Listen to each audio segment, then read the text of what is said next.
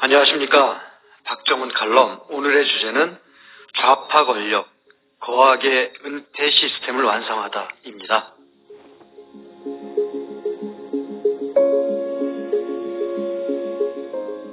K방역은 왜 일본 제2방역에 역전당했을까요? 이해 불가능한 미스터리였는데 알고 보니 백신 탓이 컸습니다.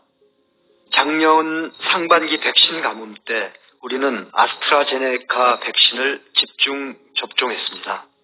그런데 아스트라제네카는 석 달쯤 지나면 효과가 뚝 떨어지는 이른바 물 백신이란 게 밝혀졌습니다. 일본은 화이자와 모더나를 접종했습니다. 일본은 아스트라제네카 백신도 확보했지만 자체 임상을 거쳐 자국민에게는 쓰지 않기로 결정했습니다.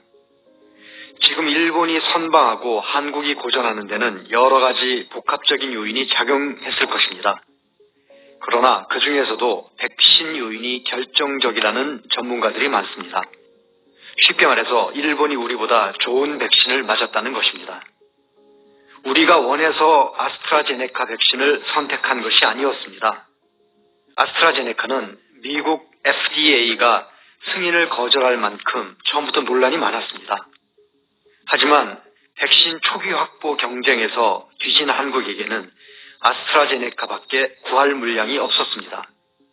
선진국들이 코로나 초기부터 화이자와 모더나를 대량 선구매하는 동안에 우리는 한참 동안을 손 놓고 있었습니다. 이해할 수 없는 직무유기였습니다. 정관계에 무성하게 놔두는 얘기로는 청와대가 질병청 공식 라인 대신에 당시 비서실장의 절친인 제약사 S회장의 의견에 기운 탓이라고 합니다. 치료제가 곧 나온다는 S회장의 말만 믿고 백신을 소홀히 했다는 것입니다. 사실이라면 비선에 의존한 국정농단의 다름이 아닙니다. 최순실 비선이 끼친 손실은 많아야 수백억 원 정도였습니다. 하지만 백신 조기 확보 실패에 따른 국민의 생명 피해는 돈으로 환산할 수조차 없습니다. 왜 그렇게 어이없는 판단 착오를 저질렀는지 진상을 밝혀내야 마땅합니다. 그러나 이 거대한 부조리의 흑막은 영원히 드러나지 않을지도 모릅니다. 정책 부실을 파헤쳐야 할 감사원이 침묵하고 있기 때문입니다. 작년 6월 최재형 원장이 감사원을 떠난 이래 감사원은 정권의 불리한 사안은 손조차 대지 않고 있습니다. 권력의 하수인으로 전락한 감사원이 청와대의 아킬레스건을 건드릴 리가 없습니다. 박근혜 전 대통령은 직권남용과 강요, 순회 등의 혐의로 탄핵당했습니다.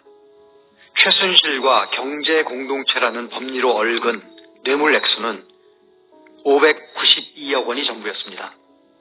문재인 정권에서 벌어진 불법과 국정농단은 그보다 몇천 배, 몇만 배는 더 중차대합니다.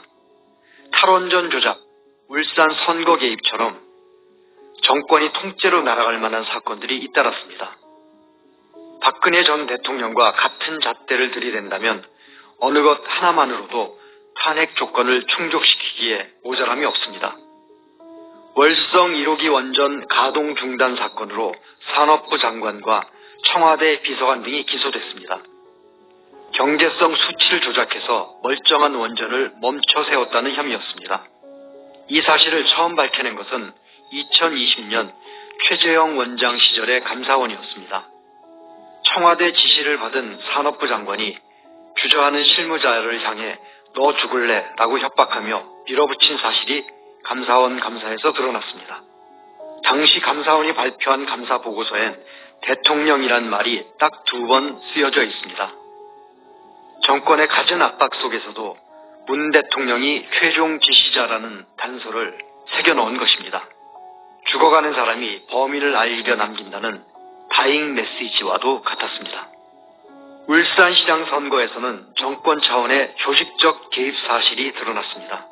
문 대통령의 30년 직위를 당선시키려 청와대 비서실 8개 부서가 총동원됐습니다.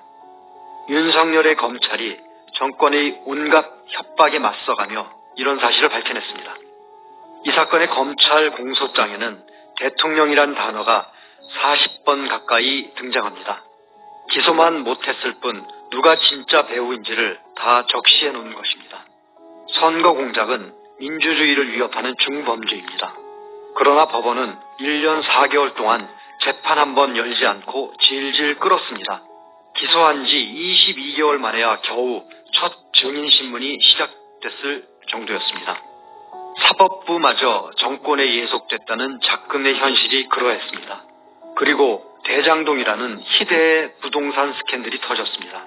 권력에 맞서던 윤석열과 최재형도 이제 그 자리에 없습니다. 여당의 대선 후보가 설계자임을 자인해도 그의 측근들이 잇따른 죽음을 맞이해도 검찰 수사는 변죽만 울리고 있습니다. 권력 범죄를 파헤치라고 만든 공수처는 야당 후보 캐기에 몰두해 있습니다. 심지어 통신사찰 의혹마저 불거졌습니다. 이런 세상이 오리라고는 상상조차 못했습니다. 법치 위에 군림하는 권력의 폭주를 거악이라고 합니다.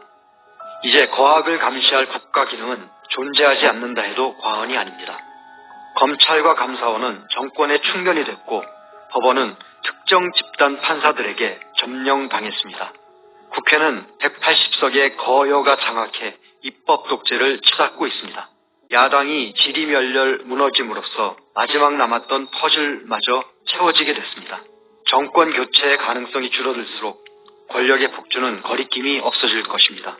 마침내 좌파 운동권이 거악을 은폐하는 조직적 시스템을 완성하는 데 성공했습니다. 선거공학에는 선수인 그들은 야권의 자중질환을 보면서 더 이상 겁낼 게 없다고 생각할 것입니다. 선거만 이기면 불법도 선거 개입도 국정농단도 대장동도 다 덮고 뭉칠 수 있으니까요. 감사합니다.